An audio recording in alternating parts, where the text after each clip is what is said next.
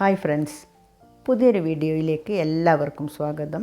ഇന്ന് നമുക്ക് വൈകുന്നേരം നല്ല ചൂട് ചായയുടെ കൂടെ ചൂടോടുകൂടി കഴിക്കാൻ പറ്റിയ നല്ല ടേസ്റ്റിയും സ്പൈസി ആയിട്ടുള്ള ഒരു വടയാണ് ഉണ്ടാക്കുന്നത്.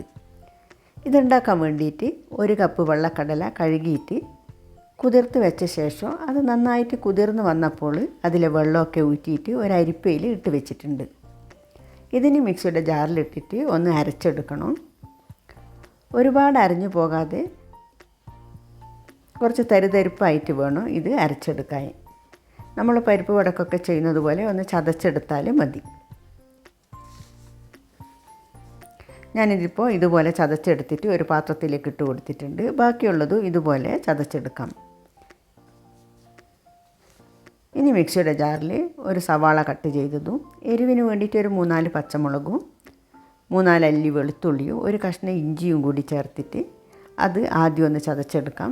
ഒന്ന് ചതഞ്ഞ് വന്നതിന് ശേഷം കുറച്ച് മല്ലിയിലയും കറിവേപ്പിലയും കൂടി ചേർത്ത് കൊടുത്തിട്ട് എല്ലാം കൂടി ഒന്നുകൂടി ചതച്ചെടുത്തിട്ട് അതും ഇതിലേക്ക് ഇട്ട് കൊടുക്കാം.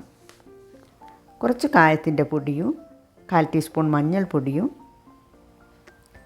2 ടീസ്പൂൺ കാശ്മീരി മുളക് പൊടിയും ഇതിലേക്ക് ആവശ്യത്തിനുള്ള ഉപ്പും.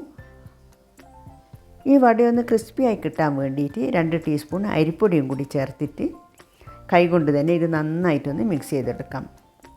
ഇതിൽ വേറെ വെള്ളമൊന്നും ചേർക്കേണ്ട ആവശ്യമില്ല.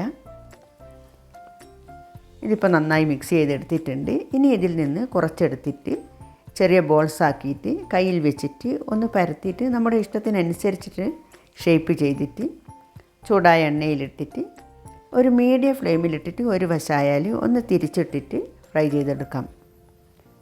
ഞാനിപ്പോൾ ഇതെല്ലാം ഫ്രൈ ചെയ്തെടുത്തിട്ടുണ്ട്. നല്ല ചൂട് ചായയുടെ കൂടെ കഴിക്കാൻ പറ്റിയ നല്ല സിമ്പിളായിട്ടുള്ള ഒരു വടയാണിത്. ഇന്നത്തെ റെസിപ്പി നിങ്ങൾക്ക് എല്ലാവർക്കും ഇഷ്ടമായെന്ന് കരുതുന്നു. അടുത്തു തന്നെ നല്ലൊരു റെസിപ്പിയുമായി വീണ്ടും വരാം. താങ്ക്